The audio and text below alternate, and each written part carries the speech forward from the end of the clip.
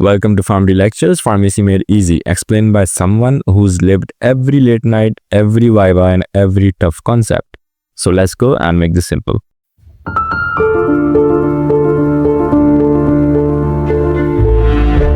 So welcome back everyone. आज हमारा जो टॉपिक है वो है एंटी एमेटिक्स या ऐसी ड्रग्स जो कि वोमिटिंग को प्रिवेंट या रिड्यूस करती हैं। सोचिए अगर किसी को नोजिया या वोमिटिंग की प्रॉब्लम हो, जैसे कीमोथेरेपी के बाद या मोशन सिकनेस में, तो कैसे इन ड्रग से रिलीफ मिल सकता है। ये लेक्चर आपको इन एंटी एमेटिक्स की क्लासेस, उनके मैकेनिज्म्स, यूजेस और साइड इफेक्ट्स के बारे में डिटेल से बताएगा, ताकि आप फार्मेसी स्टूडेंट्स के तौर पर इस टॉपिक को कॉन्फिडेंटली हैंडल कर सकें। अगर आपने पहले लेक्चर पर एमएसएस को देखा है तो ये उसका नेक्स्ट पार्ट है। अब हम वोमिटिंग को कंट्रोल करने वाली ड्रग्स पर फोकस करेंगे। स्टार्ट करते हैं। The first slide is introduction to anti emetics. ठीक है, अच्छा, वो ड्रग्स जो वोमिटिंग को प्रिवेंट या रिड्यूस करते हैं उनको आप क्या कहते हो? Anti emetics. वोमिटिंग को हम पहले लेक्चर में एमएसएस के लाया था, यानी बॉडी से गैस्ट्रिक कॉन्ट्रेंट्स का फोर्सफुल एक्सपल्जन। अब एंटी एमेटिक्स का मतलब है ये प्रोसेस को स्टॉप करना या कम करना, ताकि पेशेंट को रिलीफ मिले, राइट। एंटी एमेटिक ड्रग और anti vomiting drug are those drugs which are responsible for the prevention of the vomiting. ठीक है, इसकी क्लासिफिकेशन हमारे पास है। Anti histamines H1 antagonist, 5-HT3 serotonin receptor antagonist, dopamine antagonist and muscarinic receptor antagonist. ठीक है, अब चूंकि ये फार्मेसी का एक इंपॉर्टेंट टॉपिक है, हम मेजर क्लासेस को कवर करेंगे। क्लासेस मतलब कैटेगरीज, यानी different types of anti emetics जो अलग अलग मैकेनिज्म से काम करते हैं। हर क्लास में हम एग्जांपल्स, मैकेनिज्म ऑफ एक्शन, यानी ड्रग कैसे काम करती है, थेराप्यूटिक यूजेस और साइड इफेक्ट्स को डिटेल में एक्सप्लेन करेंगे। ये क्लासेस मैंने आपको जैसे बताया, इसमें एंटी हिस्टामीन्स हैं, 5-HT3 रिसेप्टर एंटागोनिस्ट हैं, डोपामिन एंटागोनिस्ट और मस्कुलिनिक रिसेप्टर एंटागोनिस्ट हैं। एंटी हिस्टामीन्स H1 रिसेप्टर्स को ब्लॉक करते हैं, जो हिस्टामीन के इफेक्ट्स को रोकता है।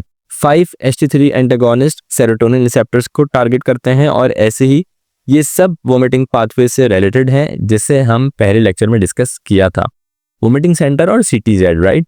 अब हम उसको step by step break down करते हैं। We have antihistamines H1 antagonist examples: meclizine, dimenhydrinate, diphenhydramine, doxylamine and promethazine. Mechanism of action: block histamine H1 receptors in the vestibular nuclei and CTZ. Many also have anticholinergic effects like block muscarinic receptors. Therapeutic uses: motion sickness, nausea, vomiting due to vestibular origin, hyperemesis gravidarum यानी कि morning sickness. Common side effects: drowsiness, confusion, dry mouth, blurred vision, urinary retention and constipation. एंटीहिस्टामीन्स यानी H1 antagonist. पहले ये term को clearly समझिए। एंटीहिस्टामीन वो drug हैं जो हिस्टामीन के इफेक्ट्स को ब्लॉक करते हैं। हिस्टामीन एक केमिकल है जो बॉडी में एलर्जिक रिएक्शंस या इन्फ्लेमेशन में रिलीज होता है, और ये H1 रिसेप्टर्स जो सेल सरफेसेस पर होते हैं उनको एक्टिवेट करता है। H1 एंटागोनिस्ट इन रिसेप्टर्स को ब्लॉक करते हैं ताकि हिस्टामीन का असर ना हो। ठीक है, एग्जाम्पल्स ऑफ एंटीहिस्टामीन्स जो कॉमनली यूज होती हैं, मैक्लिजीन है, डाइमेनहाइड्रिनेट है, डाइफेनहाइड्रामीन है, डॉक्सिलामीन है और प्रोमेथाजीन है। ये सब ओरल या इंजेक्शन फॉर्म में अवेलेबल हैं। अब मैकेनिज्म ऑफ एक्शन को डिटेल में देखते हैं। ये ड्रग्स हिस्टामीन H1 रिसेप्टर्स को ब्लॉक करते हैं जो वेस्टिब्यूलर न्यूक्लियाई और CTZ में होते हैं।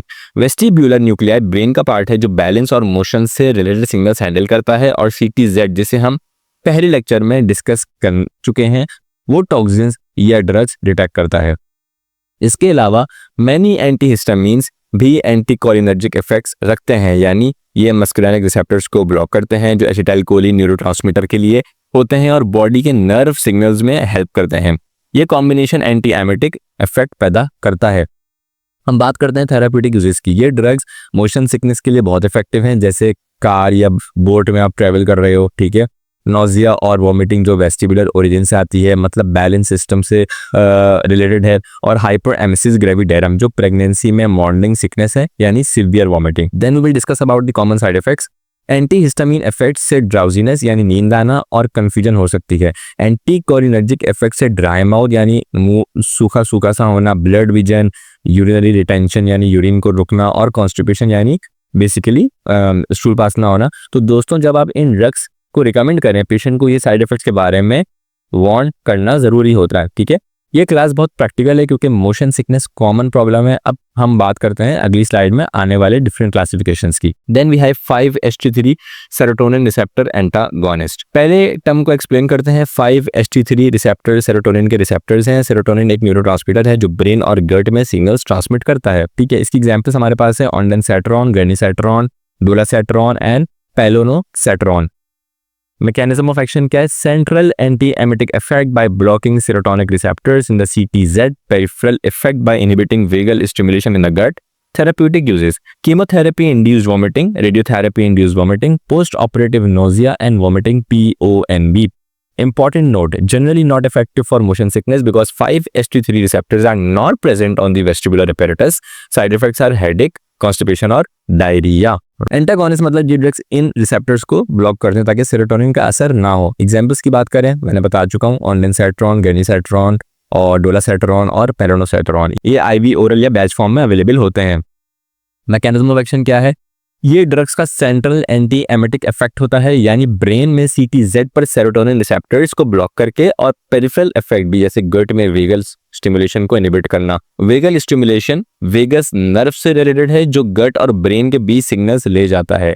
इस तरह ये वोमिटिंग को ट्रिगर करने वाले सिग्नल्स को स्टॉप करते हैं. थेराप्यूटिक यूजेस की बात करें, ये कीमोथेरेपी इंड्यूस वोमिटिंग के लिए फर्स्ट लाइन ट्रीटमेंट है, जैसे कैंसर ट्रीटमेंट के बाद रेडियोथेरेपी इंड्यूस वोमिटिंग और post operative nausea and vomiting, PONV, यानी सर्जरी के बाद.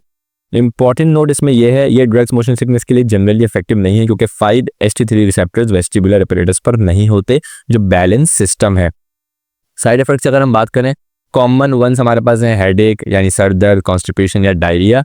ठीक है दोस्तों, ये क्लास केमोथेरेपी पेशेंट्स के लिए बहुत ज़रूरी है, लेकिन हमेशा डोज और इंटरैक्शंस चेक करना चाहिए. Then we have dopamine antagonist. Examples हैं हमारे पास प्रोक्लोरपेराजीन. मैकेनिज्म ऑफ एक्शन है central anti emetic effect by blocking dopamine receptors in the CPZ. Therapeutic uses are anti-emetic for various conditions, also used as an antipsychotic in other contexts, can help in hyperemesis gravidarum. Common considerations are extrapyramidal symptoms, EPS, with some agents sedation possible. पहले हम term को समझेंगे. Dopamine एक neurotransmitter है जो brain में reward, movement और vomiting control से रिलेटेड सिग्नल्स हैंडल करता है. डोपामिन एंटागोनिस्ट वो ड्रग्स हैं जो डोपामिन रिसेप्टर्स को ब्लॉक करती हैं. एग्जाम्पल है हमारे पास क्लोरपेराजीन. ये एक कॉमन एंटी एमिटिक है, लेकिन कुछ अदर डोपामिन एंटागोनिस्ट भी हैं जैसे मीटोक्लोप्रामाइड, लेकिन यहाँ हम इस एग्जांपल पर फोकस करेंगे. मैकेनिज्म ऑफ एक्शन हमारे पास क्या है? सेंट्रल एंटी एमिटिक इफेक्ट हो, यानी CTZ में डोपामिन रिसेप्टर्स को ब्लॉक करके, जिससे वोमिटिंग सिग्नल्स को सप्रेस किया जाता है. थेराप्यूटिक यूज की अगर हम बात करें, ये एंटी एमिटिक के तौर पर वेरियस कंडीशन में यूज होता है, जैसे हाइपरेमेसिस ग्रेविडारम, प्रेगनेंसी में, सीवियर वोमिटिंग भी, और एंटी साइकोटिक के तौर पर अदर कॉन्टेक्स्ट में. लेकिन फार्मेसी में हम इसके एंटी एमिटिक रोल पर एम्फेसाइज करते हैं और करेंगे. कॉमन कंसिडरेशंस क्या हैं? कुछ एजेंट से एक्स्ट्रा पैरामिडल सिम्टम्स हो सकते हैं, यानी मूवमेंट डिसऑर्डर जैसे ट्रेमर्स या स्टिफनेस, क्योंकि डोपामिन मूवमेंट कंट्रोल करता है. और सेडेशन यानी नींद आ सकती है. It is possible, right? तो फार्मेसी स्टूडेंट्स जब ये ड्रग्स प्रिस्क्राइब करें, पेशेंट की हिस्ट्री चेक करना जरूरी है. Then we have muscarinic receptor antagonists. These act as anticholinergics to reduce vomiting, particularly motion sickness related pathways. Right? Okay. पहले हम टर्म को एक्सप्लेन करेंगे. मस्करानिक रिसेप्टर्स एसिटाइलकोलिन न्यूरोट्रांसमीटर के रिसेप्टर्स हैं जो नर्व सिग्नल्स में इन्वॉल्व होते हैं. एंटागोनिस्ट मतलब ये ड्रग्स इन रिसेप्टर्स को ब्लॉक करते हैं जो एंटीकोलिनर्जिक इफेक्ट्स पैदा करते हैं. ठीक है, ये कैटेगरी वोमिटिंग खासतौर पर मोशन सिकनेस रिलेटेड पाथवेज को रिड्यूस करने के लिए यूज होती है. मैकेनिज्म से ये ड्रग्स वोमिटिंग सेंटर और वेस्टिबुलर पाथवेज में एसिटाइलकोलिन के इफेक्ट्स को ब्लॉक करते हैं ताकि नोजिया और वोमिटिंग कम हो. ठीक है, अगर हम इनके थेराप्यूटिक यूज की बात करें, मेनली मोशन सिकनेस और वेस्टिबुलर रिलेटेड नोजिया के लिए होता है. साइड इफेक्ट्स हमारे पास होते हैं similar to other anticholinergics like जैसे ड्रामा और ब्लड विजन और कॉन्स्टिपेशन. ठीक है, तो ये क्लास को समझना जरूरी है क्योंकि एंटी हिस्टामिन से ओवरलैप करती है, लेकिन स्पेसिफिक एजेंट्स सीख कर आप और डेप्थ में जा सकते हैं. Then we have some practical takeaways for students. Understand the vomiting pathway. CTZ detects drugs, toxins, vomiting center coordinates motor events. Both may be targets for anti-emetic therapy. Reserve emetics for appropriate situations. Conscious patient, non-corrosive ingestion. Prioritize safety and clinical judgment. Right? पहले understand the vomiting pathway. जैसे हम पहले lecture में कहा, CTZ toxins या drugs detect करते हैं और vomiting center motor events को coordinate करते हैं. दोनों टारगेट्स बन सकते हैं anti-emetic therapy के लिए. Right? दूसरा, reserve emetics for appropriate situation. जैसे पहले लेक्चर में डिस्कस किया, एमेटिक्स जो वोमिटिंग इंड्यूस करते हैं तभी यूज करें जब पेशेंट फुल्ली कॉन्शियस हो और इंजेस्टेड सब्सटेंस नॉन कोरोसिव हो. सेफ्टी और क्लिनिकल जजमेंट को प्रायोरिटी दें. Then we have choose anti emetic therapy based on the vomiting context. Vestibular nausea, motion sickness, antihistamines, chemotherapy, radiation, PONV, 5-HT3 antagonist as a common first line option. General, non specific और older options dopamine antagonist. Okay, अगर vestibular related nausea है जैसे motion sickness तो antihistamines या muscarinic antagonist choose करें। Chemotherapy, radiation या PONV के लिए 5-HT3 antagonist as a common first line option है। जनरल या नॉन स्पेसिफिक केसेस में डोपामिन एंटागोनिस्ट का हम यूज कर सकते हैं। तो दोस्तों ये टेकअवेज आपको रियल वर्ल्ड सिनेरियोज में गाइड करेंगे, जैसे हॉस्पिटल में या फार्मेसी काउंटर पर, राइट। अगर आपका कोई सवाल है तो आप कमेंट सेक्शन में पूछ सकते हैं, और अगर आपने अभी तक चैनल को सब्सक्राइब नहीं किया, वीडियो को लाइक नहीं किया और बेल आइकन को प्रेस नहीं किया तो आप कर दीजिए। और ये हमारा MSc पार्ट 2 यहाँ पे कंप्लीट होता है और MSc का लेक्चर कंप्लीट होता है, right. Signing off until next lecture. Till then, take care of your health, revise your notes, and keep memorizing. Best of luck for your exam. So this was Pharmacy Lectures, Pharmacy Made Easy, because I have been through where you are right now, and I know how hard it gets. So if this helped you, pass it on. Take care. Keep learning, and Allah Hafiz.